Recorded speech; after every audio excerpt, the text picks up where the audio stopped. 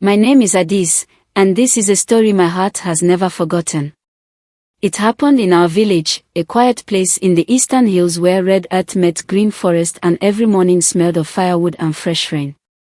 It was the kind of village where everyone knew your name, your mother's name, and your grandmother's name too.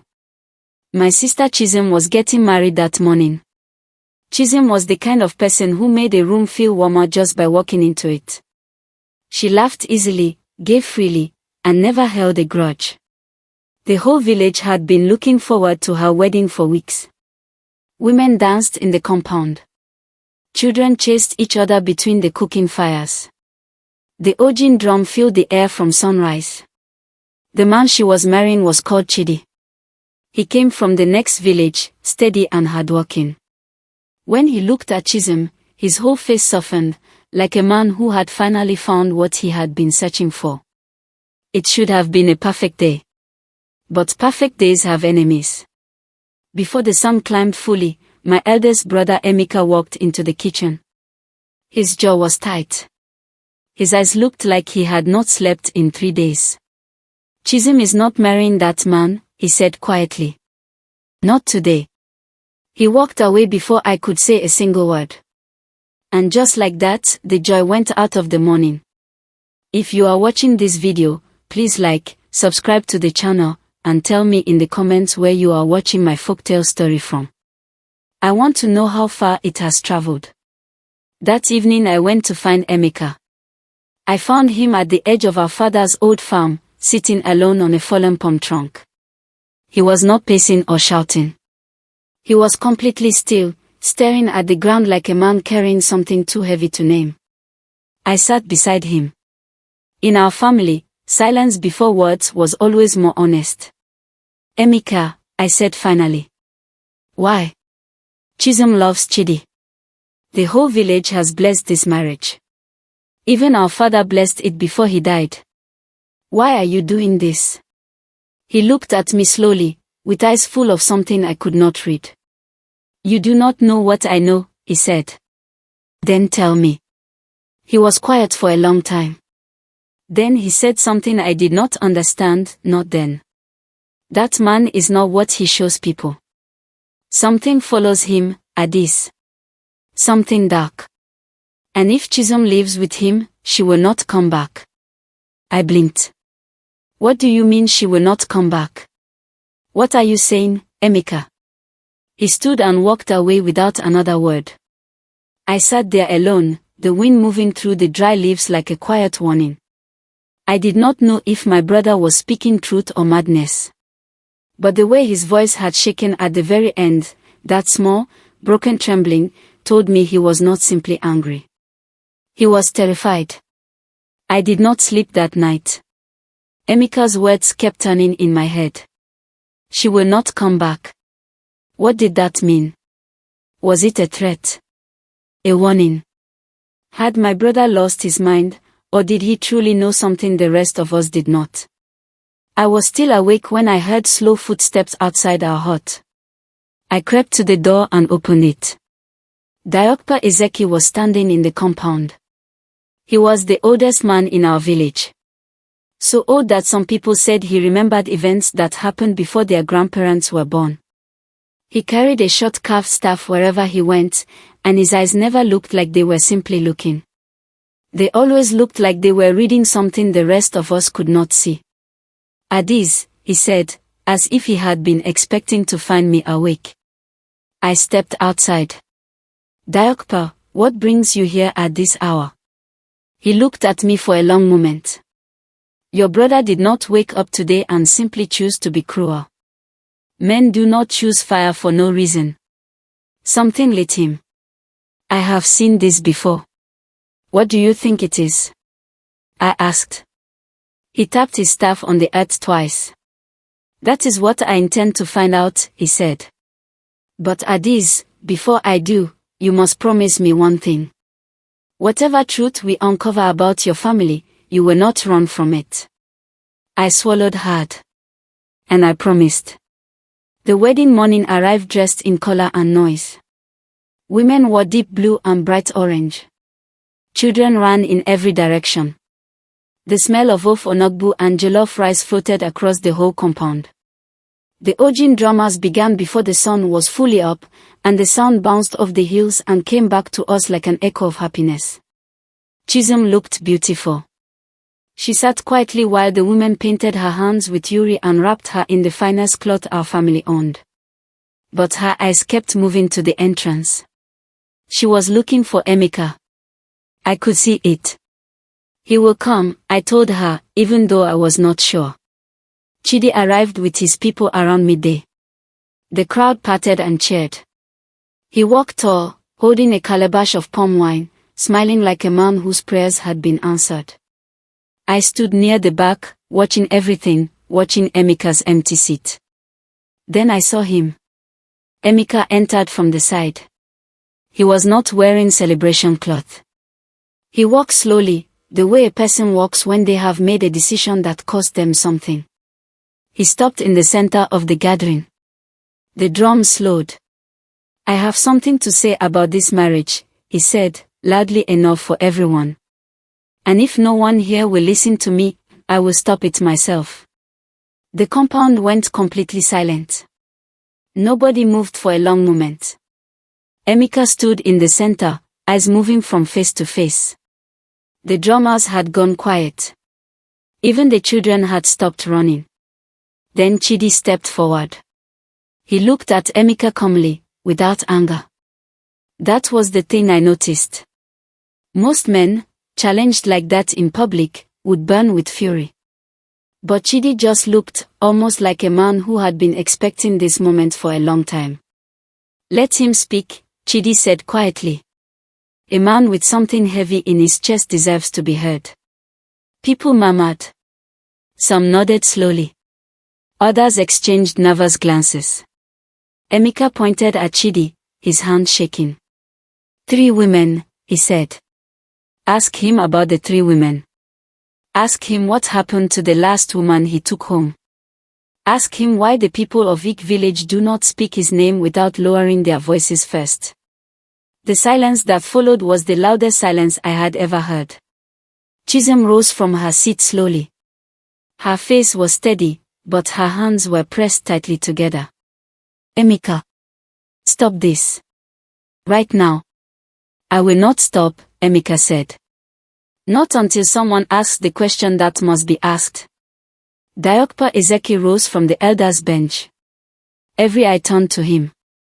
The old man walked into the center and stood between Emeka and Chidi. He studied both of them without speaking.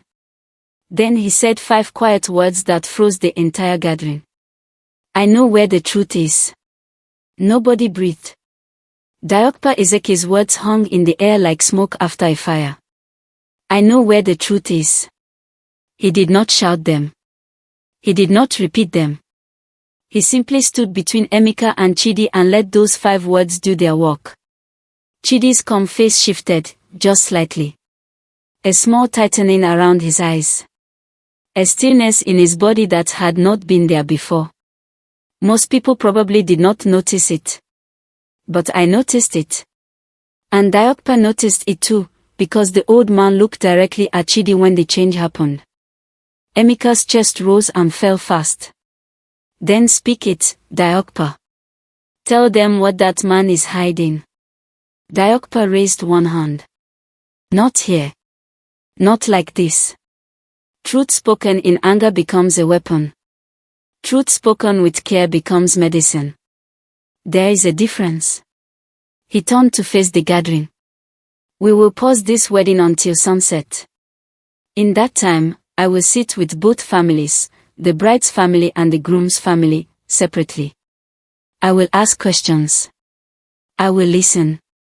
Whatever the truth is, it will not hide from me.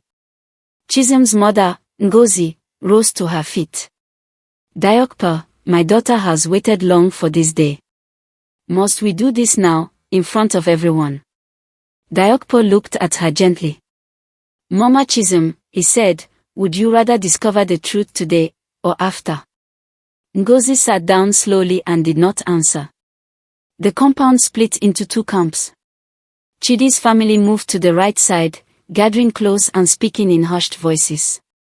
Our family sat on the left, tight-faced and silent. The guests who had come for a celebration now sat in uncomfortable rows, unsure whether to leave or stay. I stayed near Chisholm. She had not said a word since Diokpa silenced the gathering. She sat with her wedding cloth still on, her painted hands folded in her lap, staring at a spot on the ground that had nothing on it. I knew that look. It was the look of a person thinking through everything they thought they knew about someone, testing each memory, asking themselves if they missed something. Chisholm, I said softly. Do not say anything yet, she replied. Her voice was steady but thin, like cloth stretched too tight. I respected her silence. It was then that I saw something strange. At the back of the compound, near the old ogba tree, a young woman was standing alone. She was not from our village. I had never seen her before. She was dressed simply, no celebration cloth, no decoration. She stood completely still, watching the gathering with an expression I could not name. Not curious. Not sad. Something between the two. I tugged Adana's arm beside me. Who is that woman by the ogba tree? Adana looked. Her face changed. I do not know, she whispered. But she arrived this morning. She came alone. And she has not spoken to anyone.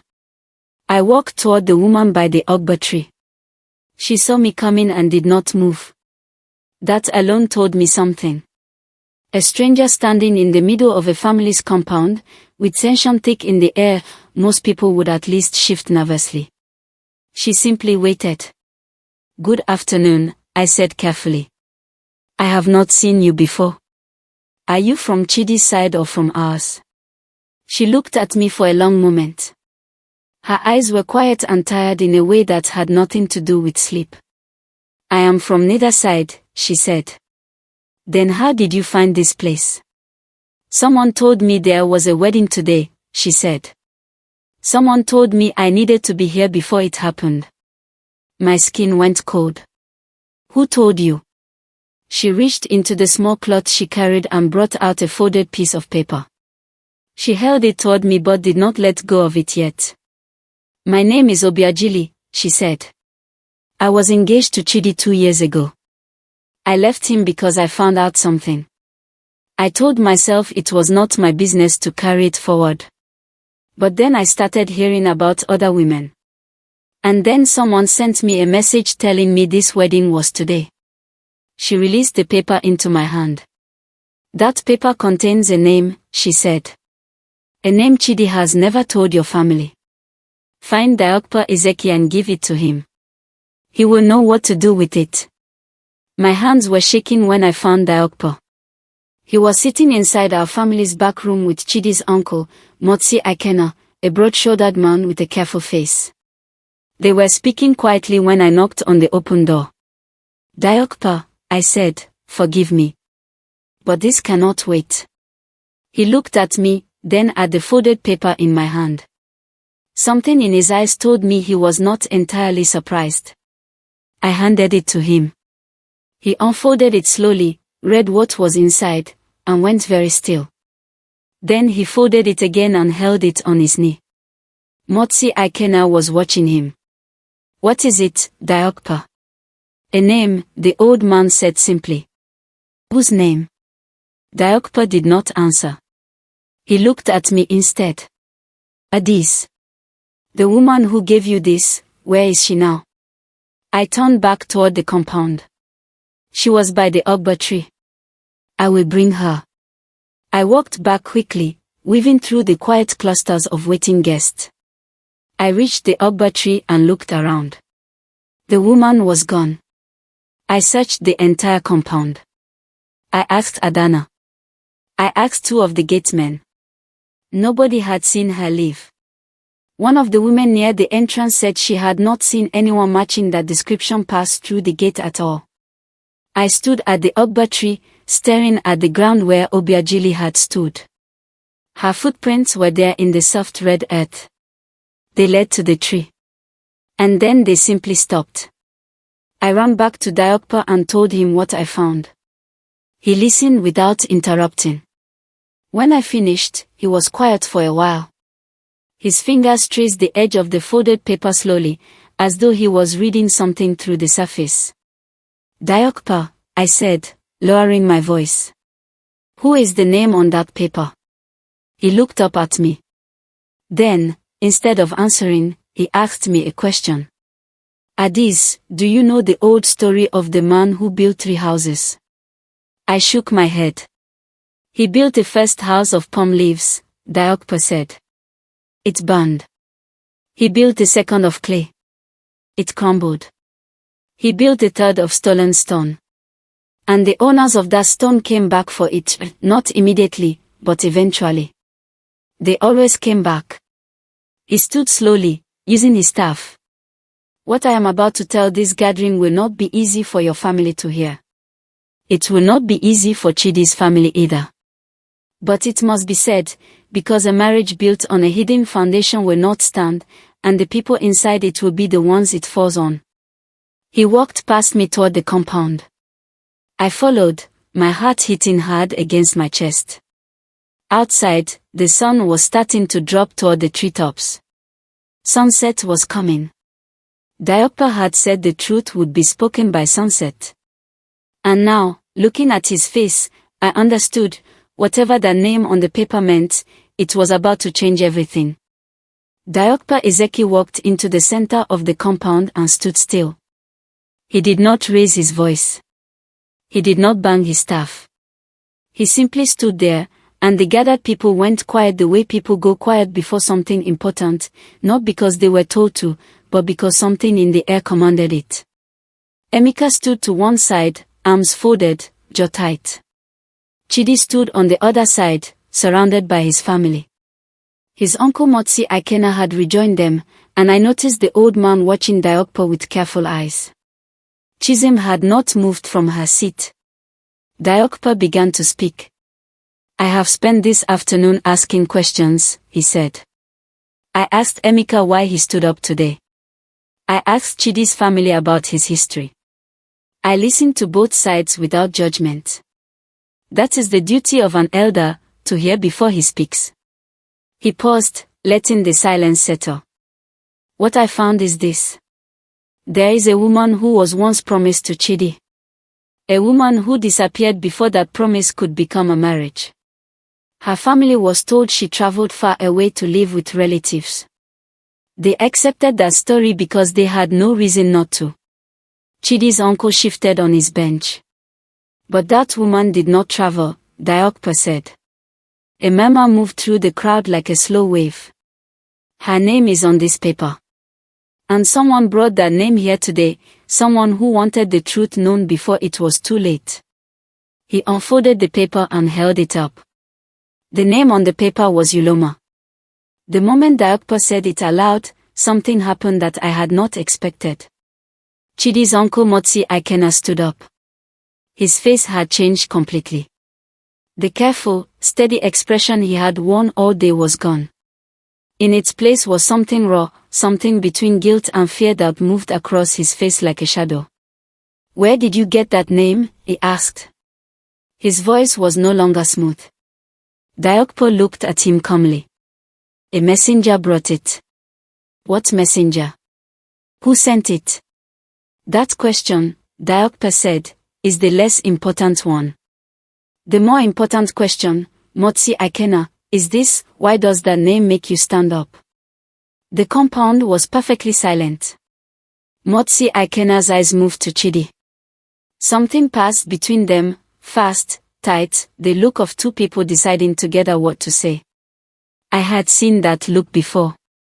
It was not the look of innocent men. It was the look of men who had been waiting to be found.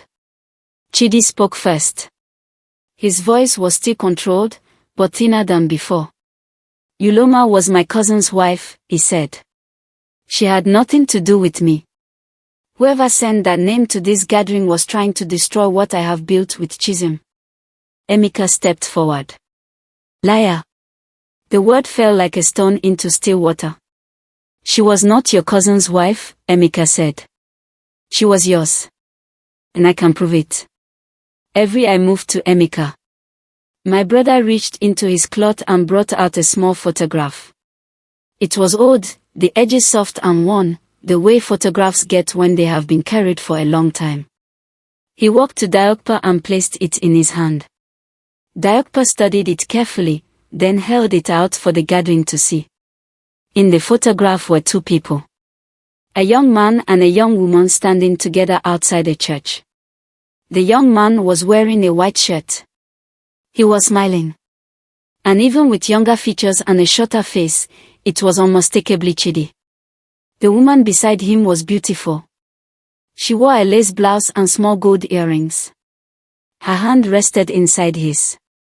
"That is Iliomi," Emeka said. "I got that photograph from her younger sister, Ojechukwu. I found Ojechukwu 3 months ago when I started asking questions about Chidi. Ojechukwu told me that Iliomi and Chidi were engaged. She told me that Iliomi became pregnant.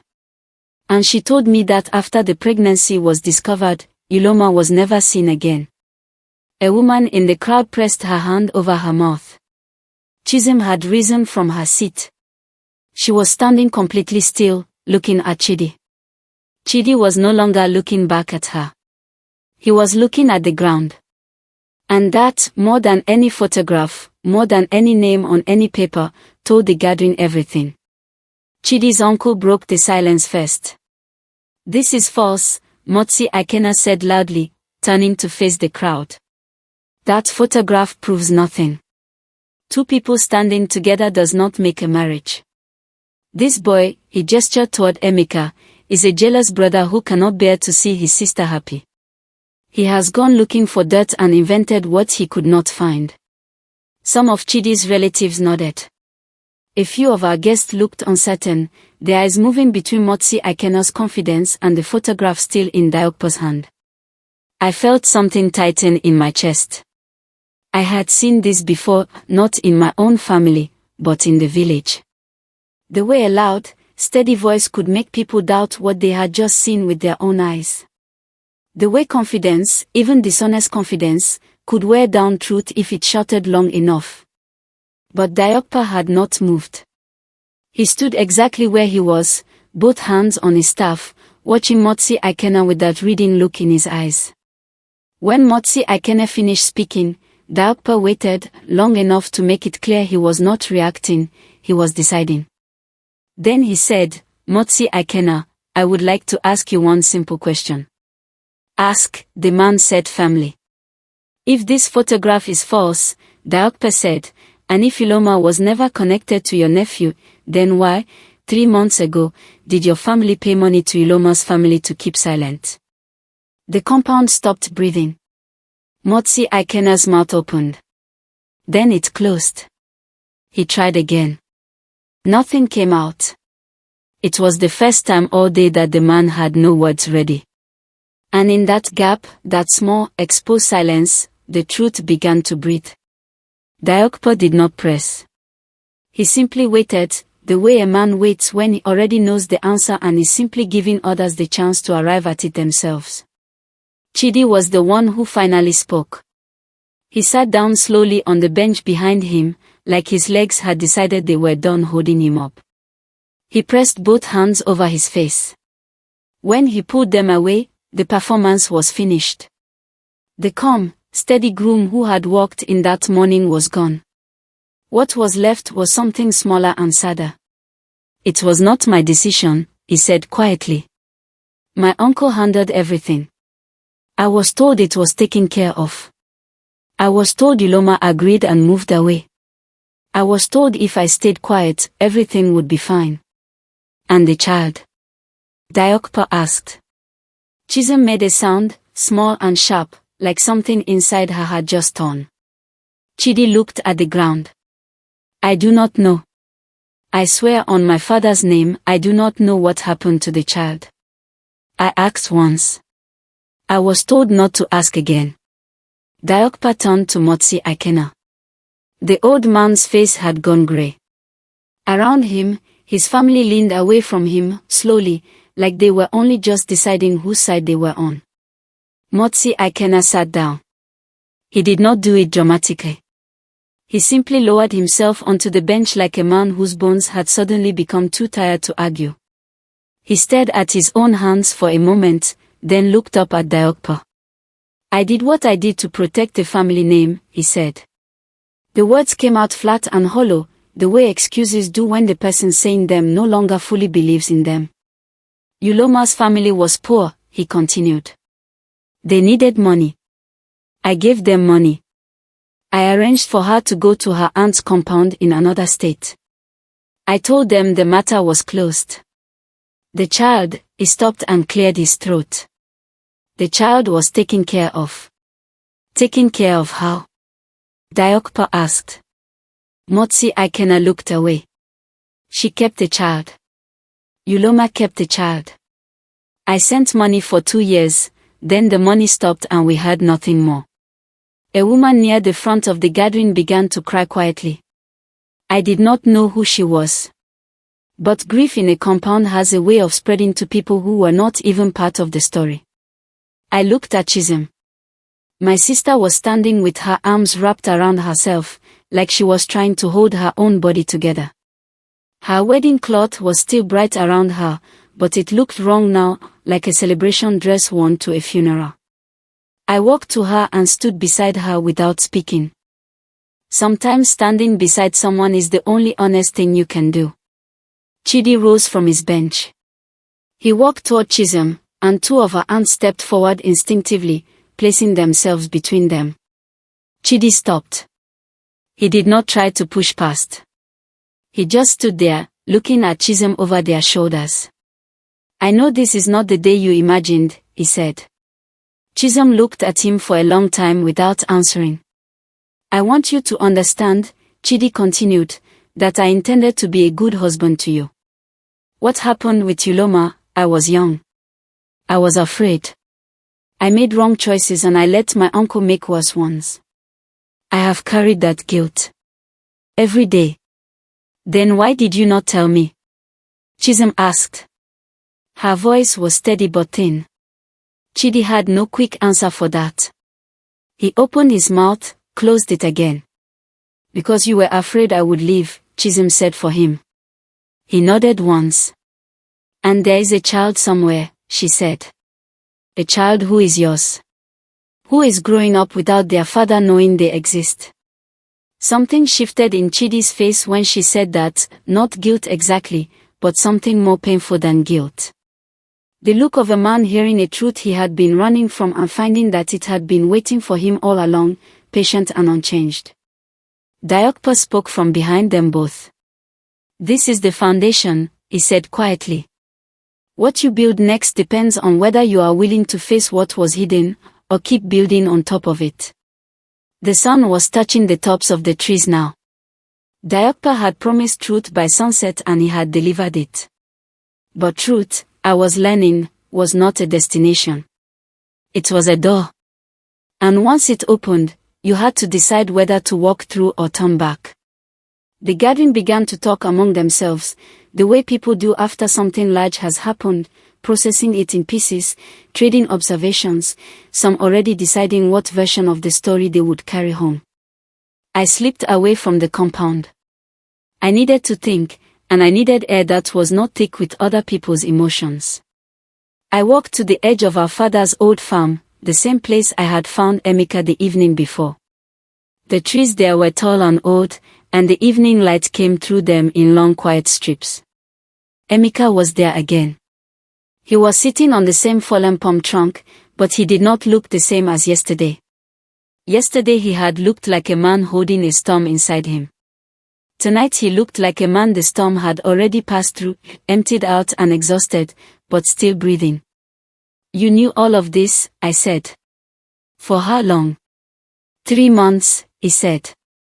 "Why did you not simply tell Chisholm directly?" He was quiet for a moment. "Because I tried to," he said. 2 months ago. She did not believe me. She said I was jealous of her happiness. She said I always found reasons to push people away. He exhaled slowly. So I gathered proof instead. I sat beside Emeka on the fallen palm trunk. The evening insects had started their noise, filling the spaces between our words with sound. She will be angry with you for a long time, I said honestly. I know, he replied. She may not thank you, not soon anyway. I know that too. I looked at him. In all the chaos of the day, I had not stopped to see my brother clearly. Emeka was not a gentleman. He was stubborn and difficult, and sometimes his love came out looking like control. I knew all of that. But sitting beside him now, I also saw something I had been missing. He was the eldest. When our father died 4 years ago, Emeka had become the one who worried. Not just about money or crops, but about all of us, in his heavy, imperfect way. He had carried that weight so long it had bent his posture. Emeka, I said. The woman who gave me that paper. Obiajili. She said someone sent her a message telling her to come today. That her footprints disappeared by the ogba tree. I paused. Did you send for her? He frowned. No. I knew about Iloma. But I never found Iloma or anyone connected to her. Ojechukwu, Iloma's sister, she gave me the photograph, but she lives in the east. She could not travel. We looked at each other. Neither of us said what we were both thinking. 20. We walked back to the compound together. Diokpa was waiting near the entrance as though he had known we would return at that moment.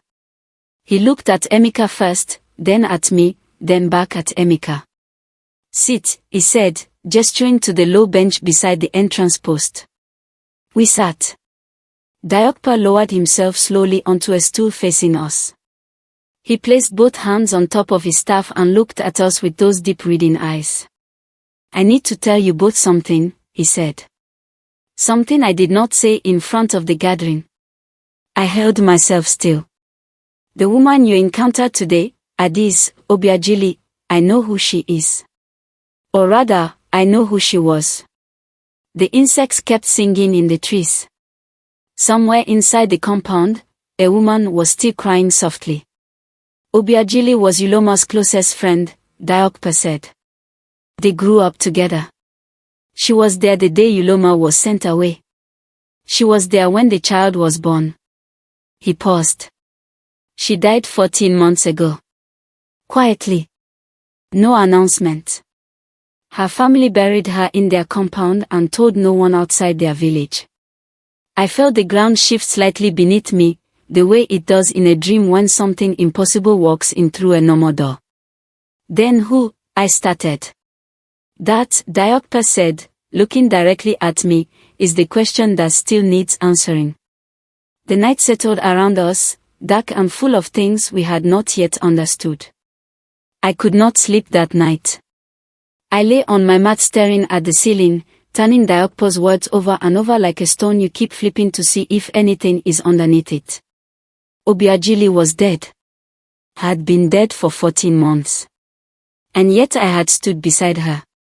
I had touched the paper she handed me. I had washed her face and heard her voice and noticed the tiredness in her eyes. I was not a person who frightened easily. Our father had raised us to be grounded, to question what we did not understand rather than fear it.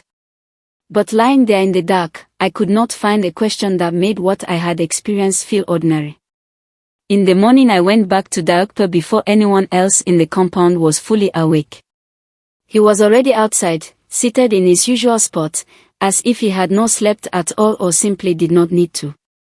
I keep thinking about what you told me, I said. He nodded. I expected you would. Why would she come? I asked. Why would someone, or something, wearing her face come to this compound to deliver that paper? Diokpa was quiet for a moment. Our people say that a wrong done to a woman leaves a mark in the ground where she stood, he said slowly. Sometimes that mark does not fade. Sometimes it calls out for witnesses long after the woman herself is gone. He looked at me carefully.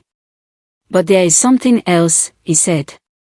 Something I believe you already felt yesterday and chose not to say. The child, I said. Diokpa nodded once. Slowly.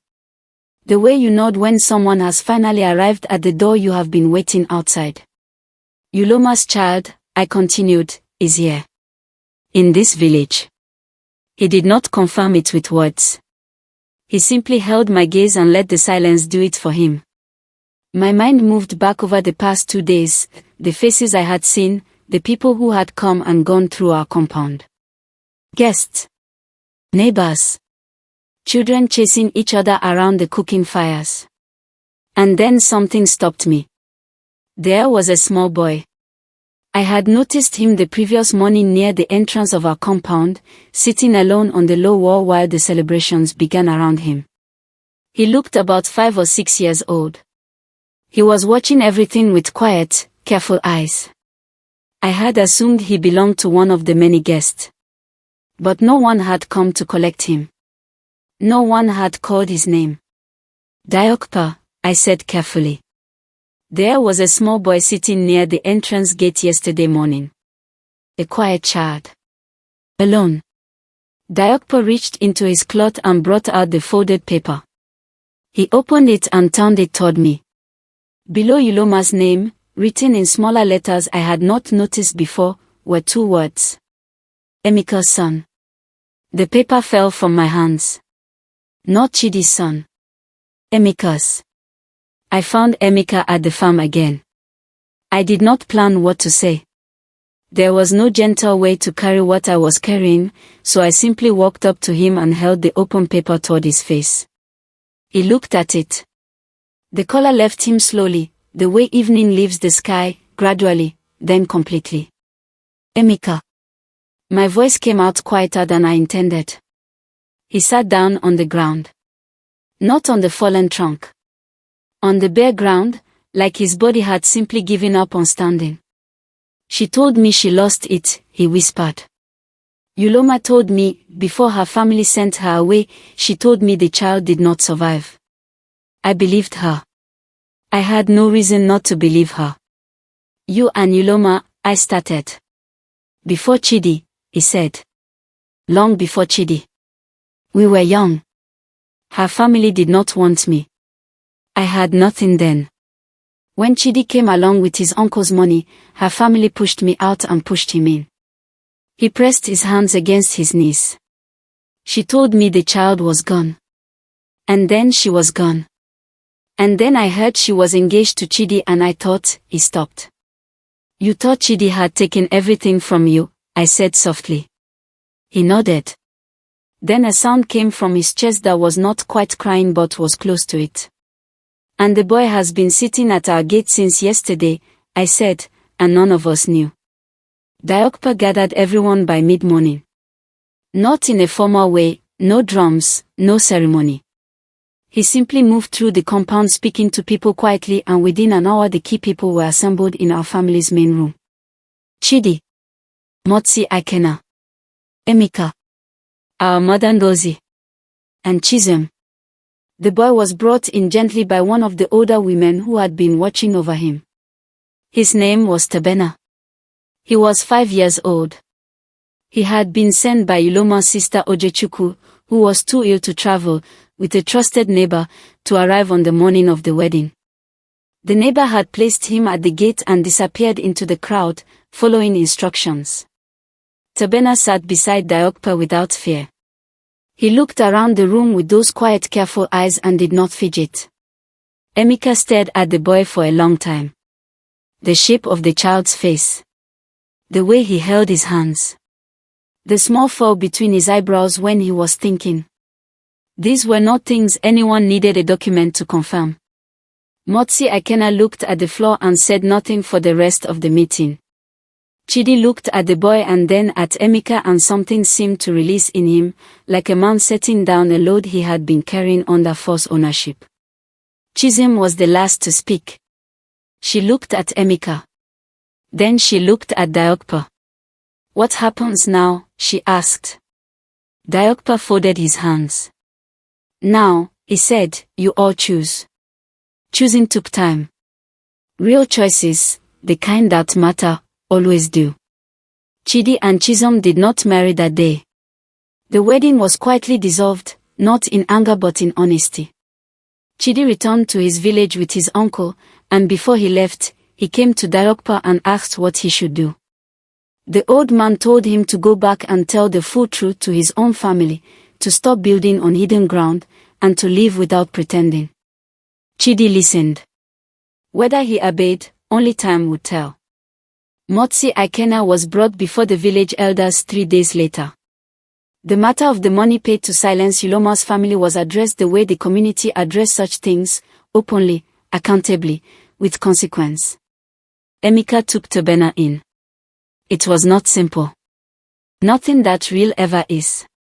But our mother Ngozi, who had been quiet through most of this, looked at that small boy on the first evening and fed him a full plate of ofe aku and said nothing dramatic. She simply fed him. And sometimes that is how love begins again. Chisholm cried for many nights. Then slowly she stopped, the way wounds stop bleeding when they are cleaned properly. And the mysterious Obiajili, the woman who came and left no footprints beyond the Ogba tree, was never explained. Dayokpa simply said that truth sometimes finds its own messenger. I believed him. The story you have just heard is a true African folktale I have carried for a long time. I am telling it to you today to wake your mind to this one truth: what is hidden does not disappear. It waits. It grows.